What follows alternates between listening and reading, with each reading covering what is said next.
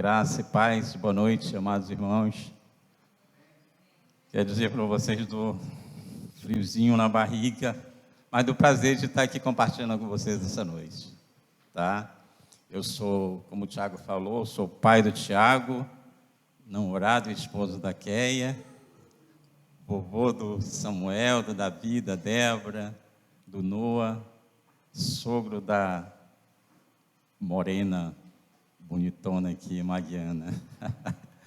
Tá, gente? Então é um prazer, uma satisfação estar aqui com vocês e o desejo do meu coração é ser um canal de bênção nessa noite para a igreja, tá certo? Não vou me comparar aqui com o Tiago Vilarim, com o Tiago Tezelli, nem muito menos com o nosso pastorzão Richardson, né? Eu acho que estou 1 ano sem ministrar, tá certo? Mas Deus está me renovando, está me movendo de novo. Isso é muito interessante, quando Deus nos move, quando Deus nos impulsiona a fazermos a vontade dEle, tá bom? Eu quero compartilhar com vocês a palavra que está no livro de Isaías, no capítulo 6. Por sinal, é uma palavra muito conhecida no meio da igreja, mas um detalhe me chamou a atenção e despertou a minha curiosidade e me fez me aprofundar um pouco mais nessa palavra. Sabe, é uma questão que a gente lê: do ano em que morreu o rei Uzias, eu vi o Senhor. Tá? Então é uma ênfase muito interessante que Isaías dá essa passagem a esse acontecimento, o ano em que morreu o rei Uzias, tá? E eu estudando, eu me aprofundando um pouco mais nessa palavra, eu pude verificar até por mim mesmo que muitos cristãos conhecem ou sabem muito pouco sobre o rei Uzias, tá? E o conhecimento da maioria deles está baseada nessa famosa frase: no ano em que morreu o rei Uzias, eu vi o Senhor, certo? Eu também me incluía nesse grupo de cristãos, tá? Gente, então eu fui buscar um pouco de conhecimento com relação a isso. Quem é o rei Uzias? Quem é esse cara que teve essa ênfase ali no capítulo de Isaías, no capítulo 6, no livro de Isaías, no capítulo 6. Vejam só, Uzias, muito interessante a história desse cara, tá? Eu vou te dar alguns trechos, algumas passagens bíblicas, para aguçar em você o desejo de você se aprofundar e conhecer um pouco dessa história do rei Uzias. Então, o rei Uzias, com a morte do pai dele, o cara tinha 16 anos quando ele assumiu o reinado de Judá. 16 anos, olha que interessante. 16 anos ele assumiu o reinado após a morte do pai dele, e ele foi muito próspero. Ele começou a restaurar a cidade e levantar muros e conquistar, sabe? Ele progrediu de uma forma muito grandiosa. Isso ali perante o povo. Então vejam bem que ele passou a ser uma pessoa muito, muito importante ali em Judá, principalmente como rei de Judá. Então Uzias cresceu porque Deus passou a ajudá-lo. Foi muito interessante a participação de Deus na vida. E então ele se tornou um cara dependente de Deus, que buscava o Senhor, e com isso ele cresceu em exército, ganhou muitas guerras contra os filisteus, tá? Para você ter ideia, ele montou um exército de 307.500 homens. Então eles tinham um zelo, eles tinham os caras inteligentes, e ele montava umas estratégias assim muito interessantes, cara, e com isso eles se tornavam vencedores. Com isso ele conquistou fama, né? Ficou muito famoso e encheu-se de orgulho. Essa foi o início da queda do rei Uzias. Então, com o orgulho veio a queda de Uzias, certo? No ano em que o rei Uzias morreu, isso foi aproximadamente em 740 a.C., você pode ver mais detalhes dessa passagem em 2 Crônicas 26:16, tá certo? Então Isaías, ele já tinha escrito ali do 1 ao 5º capítulo. Possivelmente ele já tinha profetizado grandes acontecimentos ou outros grandes eventos, certo? Mas naquele ano ele teve algo diferente, aconteceu algo diferente na vida dele. Ele teve uma visão do Senhor. Ele viu o Senhor sentado no alto e sublime trono. Então, ele teve essa visão, ali ele foi purificado, e houve uma transformação na vida dele, e ele entendeu o chamado específico para a vida dele. Então, com a morte do rei Uzias, essa morte do rei Uzias veio assinalando o fim de uma era muito próspera, uma era muito boa para ajudar e para o povo de Judá. Então, Uzias reinou de 781 a 740 a.C. Ele reinou durante 52 anos em Jerusalém. Então, no começo do seu reinado, ele foi muito bom, um rei muito bom, devido especialmente à ajuda de Zacarias. Mas ele se tornou orgulhoso e pecou contra Deus. O rei Uzias foi um dos melhores reis de Judá, mas sucumbiu ao orgulho e foi castigado com lepra. Quando ele se tornou orgulhoso, Deus teve de discipliná-lo, tá? Então, 2 Crônicas, no capítulo 26, no versículo 5, é bem enfático a palavra que diz assim: enquanto Zacarias viveu, Uzias serviu a Deus fielmente, pois Zacarias o ensinou a respeitar o Senhor. Durante esse tempo, Deus o abençoou. Sabe, esse ponto começa a nos chamar a atenção e nos despertar para algo. Sabe, meus irmãos, minhas irmãs, é interessante o conhecimento de um homem de Deus que caminha ao nosso lado, que nos ensina a respeitar o Senhor. Isso é importante, o papel de um pai, de uma mãe na família, mas isso não é tudo. É interessante que você crie uma disciplina no seu coração, para que a partir do momento que aquele homem de Deus, que o seu pai, que a sua mãe não esteja mais do seu lado, você não se desvie do caminho do bem. E isso é muito interessante. Então esse cara foi muito próspero, ele venceu em tudo, ele progrediu, ele cresceu, ele criou fama. Mas a partir do momento que ele se afastou dos caminhos do Senhor, que ele começou a desprezar os ensinamentos do Senhor, os ensinamentos daquele profeta de Deus na vida dele, ele começou o quê? A decadência. Até o ponto de ele quis substituir os sacerdotes que acendiam a luz, o fogo no templo. E a Bíblia diz que os profetas, 80 profetas, homens valentes, enfrentaram ele e puseram ele dali para fora. Foi naquele momento que ele se encheu, a lepra veio logo na testa, um lugar visível para todo mundo. E ele percebeu aquilo, ele mesmo saiu fora dali. Mas a importância de um homem de Deus no início e no final da vida dele foi muito importante. Porque um homem de Deus instruiu ele no caminho que ele devia andar. E no momento que ele quis ser orgulhoso diante do Senhor, fazer outras coisas que não era papel dele, homens de Deus valentes, homens de Deus, a Bíblia fala, tiraram ele dali. E ali foi o fim dele, tá?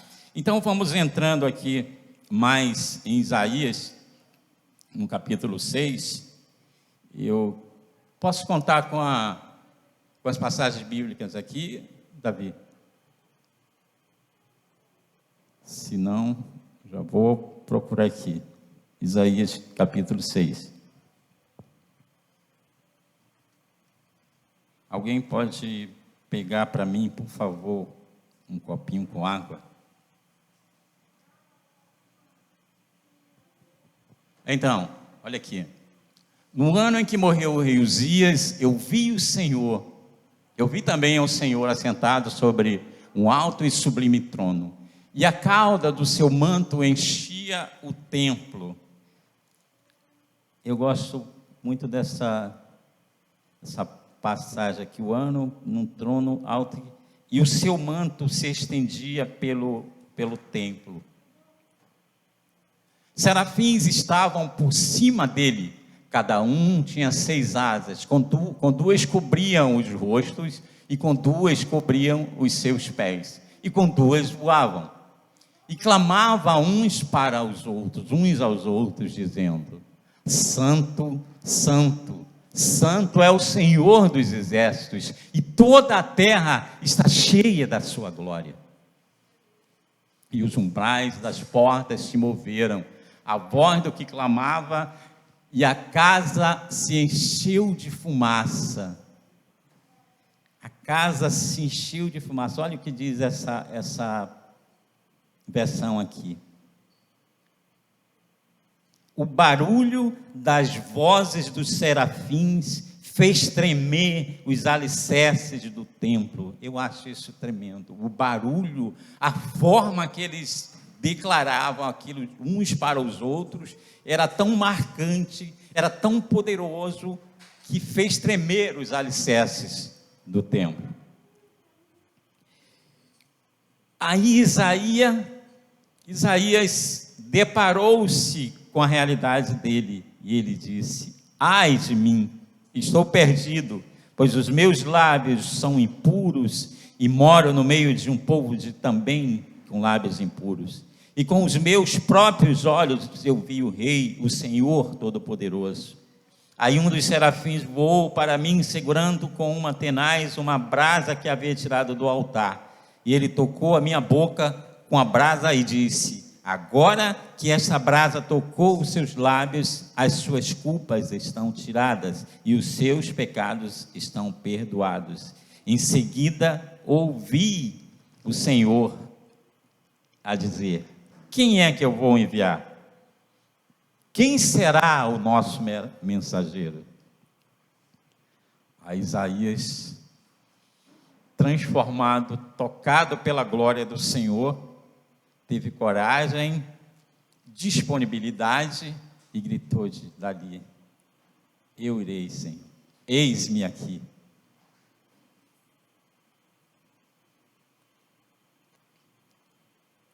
Eis-me aqui. Então, Isaías, diante daquela visão, houve algo diferente na vida dele. Algo despertou em Isaías. Por essa visão do Senhor, teve uma compreensão correta da sua mensagem e chamado. A visão revelou um dos temas principais do livro, a saber, querido, diga comigo: glória, majestade e santidade de Deus. Então, essa é a principal tema nesse livro de Isaías. O valor que devemos dar, a atenção que devemos dar à glória, majestade e santidade de Deus. Então, esse fato requer que aqueles que servem a Deus devam também ser santos. Ser santos. Hebreus 12, 14. Você pode colocar aqui, Davi, por favor? Hebreus 12, 14 fala sobre a santidade no nosso meio. Vai falar bem assim: olha, que haja paz entre nós e que haja também santidade. Olha só, segue a paz com Deus, com todos, e a santificação, sem a qual ninguém verá o Senhor. Um detalhe: Isaías não foi à presença do Senhor, eu não estava na presença do Senhor o tempo todo santo, santão da época. Não. Ele percebeu que ele deveria se santificar, que ele deveria se aproximar de Deus, se humilhar de Deus, mostrando a realidade dele, para que Deus o transformasse, para que a glória de Deus o transformasse. Isso é interessante. Então, nós devemos seguir a paz com todos, mas buscar essa santificação. E o que houve com Isaías foi exatamente isso. Quando ele passou a contemplar, ele contemplou aquilo. Com certeza, com a morte do rei Uzias, foi algo assim muito preocupante para aquela época, para o povo de Judá, ali em Jerusalém.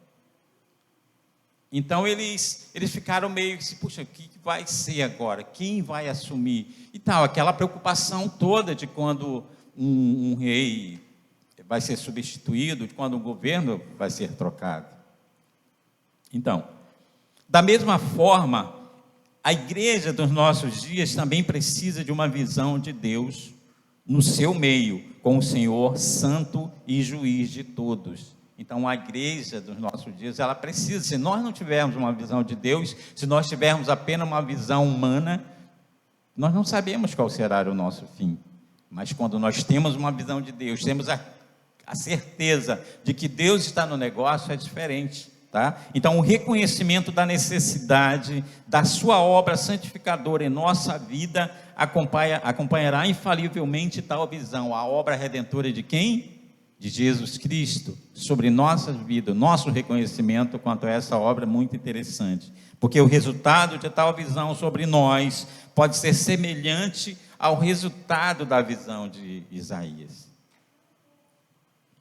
Confissão com quebrantamento, purificação gloriosa e chamamento poderoso da parte de Deus no tocante à sua vontade e chamado. Então, percebemos aqui que Isaías já era profeta da época. Ele já tinha escrito 5 capítulos. Mas precisava de algo mais profundo de Deus na vida dele.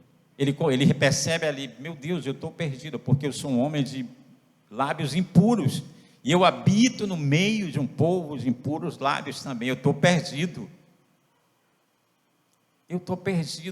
Ele reconheceu ali a identidade dele, ou melhor, a identidade que ele havia trazido com ele até aquele momento da visão do Senhor, que ele passou a contemplar, ele contemplou aquilo, ele não viu somente, mas ele contemplou. Você vai ver alguns detalhes a mais que ele percebeu naquele momento, que aquilo fez perceber nele, meu Deus, vou morrer, eu estou aperreado. Ele ficou aperreado, ficou atordoado. E os serafins declaravam: santo, santo, santo é o Senhor. Então, a principal característica de Deus, revelada a Isaías, é a santidade, foi a santidade de Deus, que significa sua pureza de caráter, sua separação do pecado, sua repulsa a tudo que é mal. A santidade absoluta de Deus deve ser proclamada nas igrejas, assim como nos céus. Olha que tremendo. E isso é o nosso papel, de proclamar a glória de Deus, a santidade de Deus na igreja, nas cidades, nas nossas casas, assim como é no céu.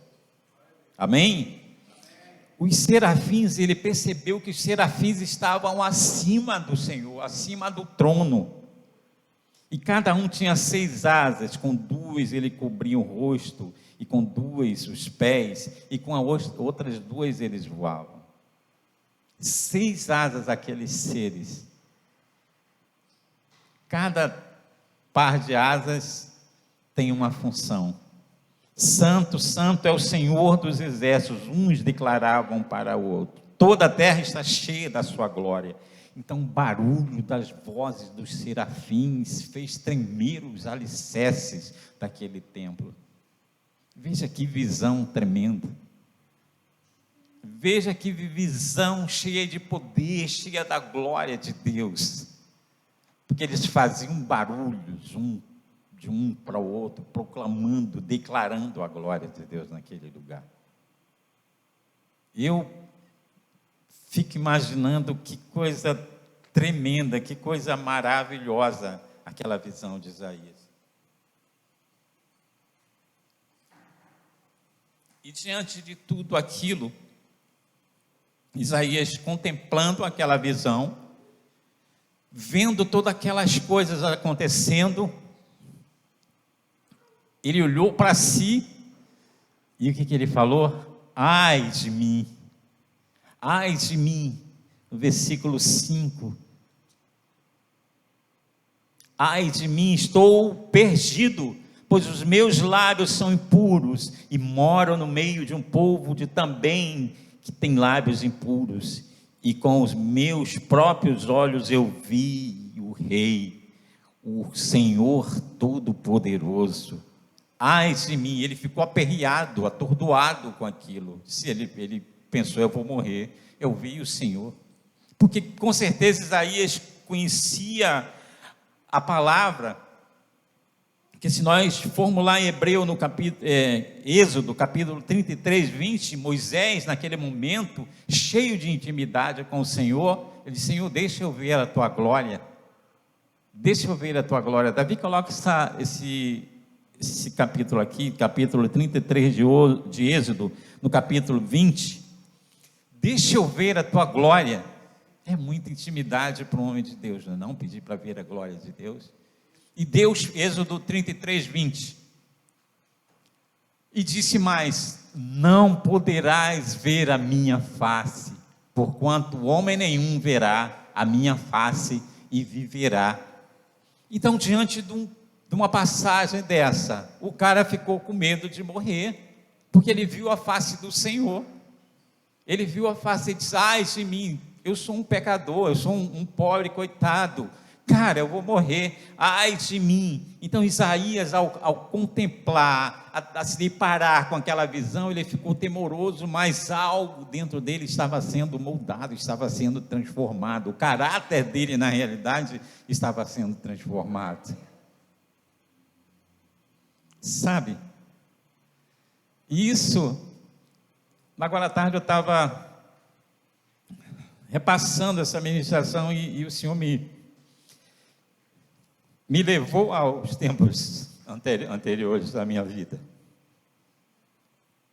E como eu precisei de Deus, como eu preciso de Deus precisei no início da minha transformação, da mudança da minha vida, e hoje eu preciso ainda mais para me manter nesse padrão. Sabe? E dependendo disso ali, eu sozinho comecei a Deus me chacoalhar, me fazer ver algumas coisas que precisam ser revistas em nossas vidas de vez em quando. E foi isso que aconteceu com Isaías. Isaías foi chacoalhado ali naquele momento. E ele, ao contemplar a santidade de Deus, imediatamente reconheceu a sua própria imperfeição e impureza, sobretudo quanto às suas palavras, reconhecendo também as consequências de ver Deus face a face, segundo o Êxodo 33, 20, que nós vimos. E ele ficou assombrado. Deus então purificou os seus lábios e o seu coração, conforme Levítico 16, 12 e Jeremias 1, 9. E o tornou apto a permanecer na sua presença como servo e profeta do Deus Santo de Israel. Interessante, queridos. Eu vou ler de novo aqui também as consequências de ver Deus. Mas ele ficou brado. Deus então purificou os lábios dele. O que um dos serafins fez? Foi lá no monte de brasas e pegou uma das brasas com mantenais, trouxe e tocou os lábios de Isaías. E declarou: Isaías, aqui está sendo purificado os teus lábios, os teus pecados estão sendo perdoados. Sabe, meus irmãos, minhas irmãs, essa deve ser uma atitude nossa de reconhecimento quem nós somos, principalmente no momento da adoração, porque a adoração ela transforma. A contemplação, ela traz transformação em nossas vidas. A contemplação de Isaías trouxe essa transformação, trouxe essa mudança para a vida dele. E ele foi purificado ali, o Senhor, porque o Senhor é que nos capacita. Não somos nós mesmos que nos capacitamos para estarmos na presença dele. Sabe, isso é tão comum no meio mundano. Quantas vezes eu já ouvi isso? Poxa, você se converteu, né, Ari? Esses dias eu fui jogar bola ali com um pessoal bem antigo, né, que fazia tempo que não jogava, e o cara sorrindo, né? Eu vi o Ari no pagode, cara, hoje ele é pastor, olha só. Várias vezes ele declarou isso. Quantas vezes eu vi o Ari no pagode, olha, Oswaldo, e hoje ele é pastor, cara. Sabe? Então, é uma transformação não por você mesmo, mas é uma transformação que acontece pela glória de Deus, pelo amor de Deus sobre nossas vidas. E isso é tremendo, isso foi tremendo sobre a vida de Isaías, foi tremendo sobre a sua vida. E cabe a você se manter nisso, sem depender de uma pessoa, de uma muleta para que você caminhe, sabe? A muleta, ela vai te seguir até um certo ponto, mas a partir daqueles ponto em diante, a responsabilidade é sua, a disciplina é sua. Amém? Que bom ouvir um amém. Glória a Deus, isso, legal. Então, Deus o tornou apto a permanecer na sua presença como servo e profeta do Santo de Israel. Então, todos aqueles que se acercam de Deus precisam receber o perdão dos seus pecados e a purificação do seu coração. Por quem?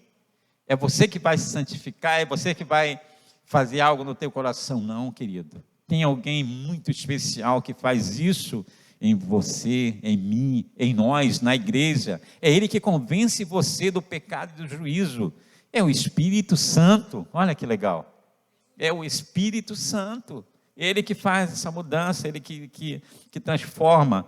Tá? Vamos lá. Davi coloca para mim Hebreus 10, do 19 ao 22. Pois somente Deus pode nos tornar puros como Ele mesmo requer. Isso é uma característica de Deus, é um poder da glória de Deus. Então, queridos, olha só. Para nós é diferente da visão de Isaías, né? Porque nós temos o novo e vivo caminho, tá? Então, pelo novo e vivo caminho que Ele nos consagrou, pelo véu, isto é, pela sua carne, Jesus, e tendo um grande sacerdote sobre a casa de Deus, estou falando de Jesus, cheguemos-nos com verdadeiro coração, em inteira certeza de fé, tendo os corações purificados da má consciência e o corpo lavado com água limpa. Retenhamos-nos firmes a confissão da nossa esperança, porque fiel é o que prometeu. Amém? Isaías não teve esse privilégio que nós temos. Isaías não tinha, ali Jesus não havia morto ainda, nos dando esse respaldo. Então Isaías não tinha esse respaldo, ele não teve esse respaldo. Talvez aí um dos motivos dele enlouquecer, de dizer, cara, eu vou morrer agora, eu não vou fazer aquilo que eu esperava fazer pelo Senhor. Mas é diferente. Hoje você pode pensar diferente, porque Jesus é o nosso sumo sacerdote, né? Jesus é o nosso sumo sacerdote. Além do mais, temos o Espírito Santo que nos convence do pecado e do juízo. Olha que legal. Então, no versículo 8, você vai perceber que só ali depois, a palavra é bem clara, ela diz, depois disso, Isaías declarando, depois de tudo isso, depois dessa visão toda, dessa contemplação toda, depois de tudo isso, ouvi a voz do Senhor. Ouvi a voz do Senhor.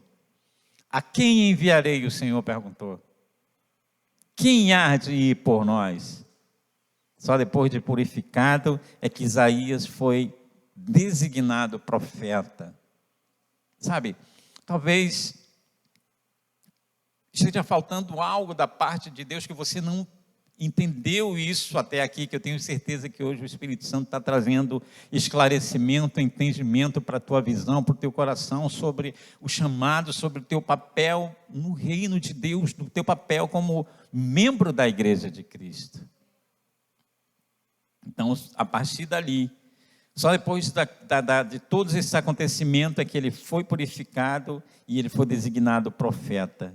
Então, queridos, muitos falam da época que nós estamos vivendo, e com certeza Deus está nos comunicando, nos dando tantos direcionamentos. Cabe a nós estarmos atentos para isso, aguçarmos os nossos ouvidos para ouvir a voz de Deus, porque isso que aconteceu com Isaías. Isaías, em meio àquele grande evento, né, Deus transmite uma grande comunicação, algo que trouxe transformação para a vida dele.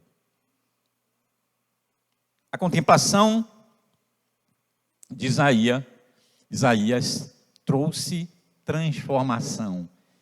Ele contemplou, ele extraiu dali acontecimentos que ele presenciava naquela visão, que fez ele cair na realidade. Então, Isaías vê a forma de adoração, uma postura diferente, uma postura de adoração no céu, uma adoração diferente da adoração terrena. E naquela época, o templo de Jerusalém era um templo muito movimentado com relação à contemplação da presença de Deus, a adoração de Deus. Mas Isaías veio algo diferente, contemplou algo diferente, uma adoração celestial. Ele viu uma postura diferente, uma adoração nos céus por aqueles seres. Aí, voltando um pouquinho aqui, a palavra diz que os serafins usam 2 de suas asas para cobrir os seus rostos. Com certeza eles têm medo, eles se protegem a fim de que não sejam consumidos pela glória de Deus. E com 2 de suas asas eles cobrem os pés, em sinal de humilhação. Vocês lembram aquela passagem quando o Senhor conduz Moisés até o alto daquele monte, e a sarça ardente ali próximo dele, e o Senhor, quando aparece a ele, a voz do Senhor aparece a ele, o que ele diz? Moisés, tira a sandália, que o lugar que tu estás é santo. Então os serafins, com 2 de suas asas, eles cobrem os pés em sinal de humilhação, e com 2 eles voam para cumprir as determinações do Senhor.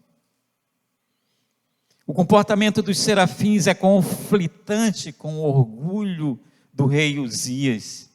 O orgulho humano ali é ridicularizado, é jogado, para escanteio pelo comportamento desses seres.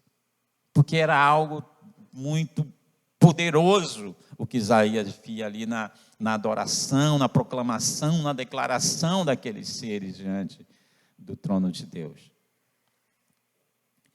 E eles sabem que na presença de Deus não há espaço para pompa, nem para orgulho. Então, no momento de adoração, amados, é algo muito poderoso para nós. É algo muito valioso para nós. Porque é algo que nós trazemos para ofertar ao Senhor, que nós trazemos para ministrar ao Senhor.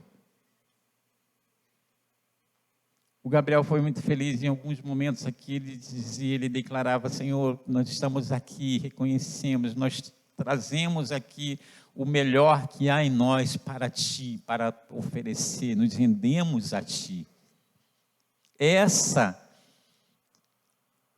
Esse, melhor dizendo, é o papel da igreja. Esse é o papel dos adoradores do Senhor.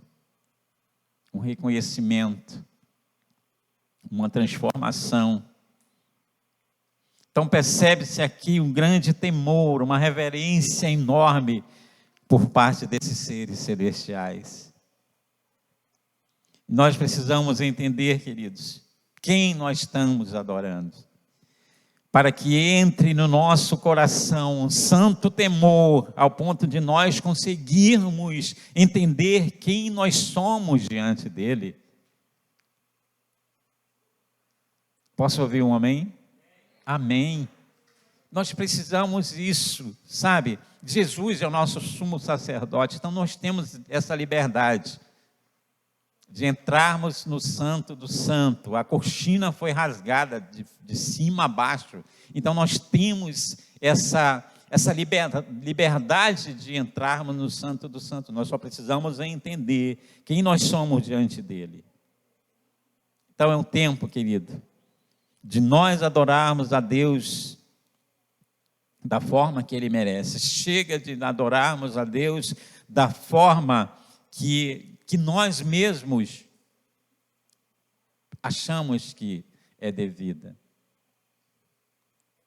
Em João, no capítulo 4, versículo 23, é bem claro: mas a hora está chegando, e de fato já chegou, em que os verdadeiros adoradores adorarão o Pai em espírito e em verdade, pois são esses que o Pai procura para seus adoradores.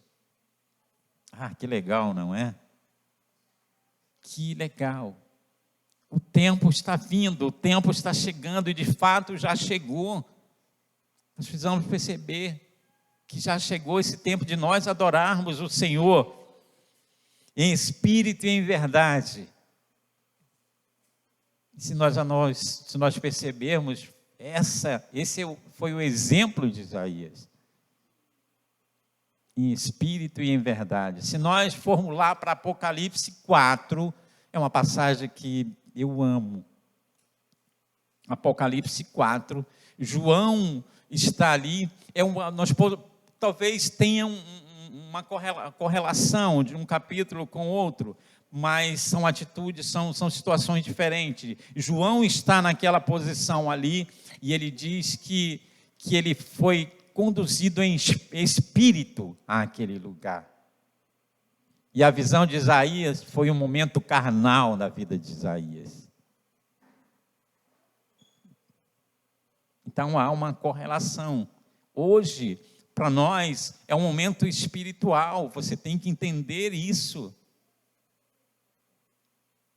Então João foi conduzido em espírito, ele diz, e ele vê ali os 4 seres viventes, cada um de uma forma, mas eles expressavam aquele que estava sentado no trono, que era como uma pedra de jaspe, algo muito valioso, algo muito grandioso.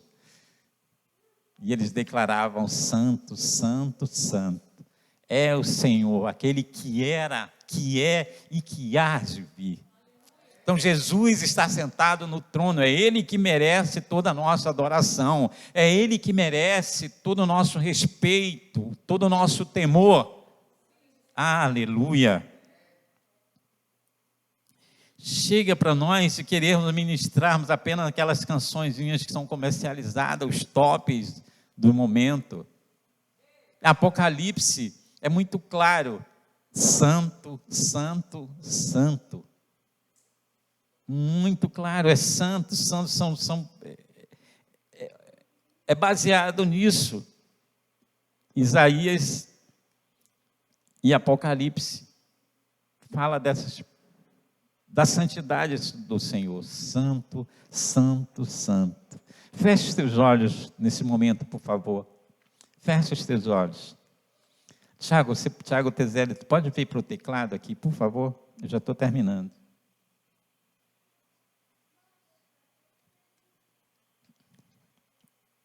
Santo, santo, feche os teus olhos. O Espírito Santo está conduzindo cada um de vocês a um entendimento. Eu percebo isso. Cada um entendimento. Ele está te dando entendimento, está fazendo você contemplar coisas que você há muito tempo não contemplava. Arabassora, badarabás.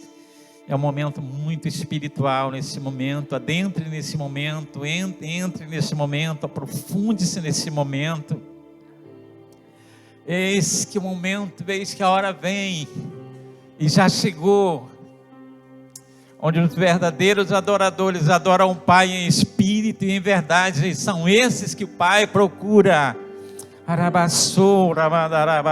Jesus está assentado no mais alto e sublime trono. Ele merece a nossa adoração. Ele merece a nossa adoração. Chegou a hora da igreja entender o que é adoração e por que adoramos. Por que adoramos? Xarabanarabaçu, carabanarabás. Arabassuri andalamanarabás, Apocalipse 4. Xaramanarabarabasei, Arabassu, caramanarabás. Sabe, queridos, Apocalipse nos diz que eles estavam cobertos de olhos dos dois lados, e dia e noite, a palavra diz, dia e noite, eles não paravam de cantar assim.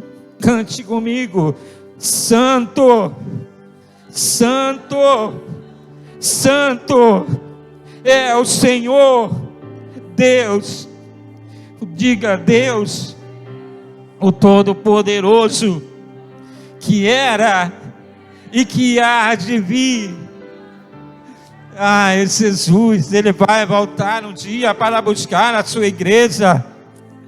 Ele vai buscar, Ele vem buscar a sua igreja, a sua amada igreja. Arabassura, mandalarabashikanaras.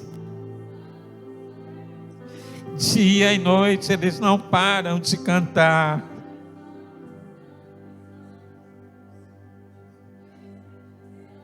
Santo, santo, declarem um para os outros dos serafins, as vozes deles declarando, proclamando: santo, santo. Eles fizeram um barulho tão marcante naquele lugar, que os alicerces tremeram naquele lugar. Cheira mandara basura baixo. Senhor, nos conduz a esse momento de adoração em espírito. Que foi morto, santo, santo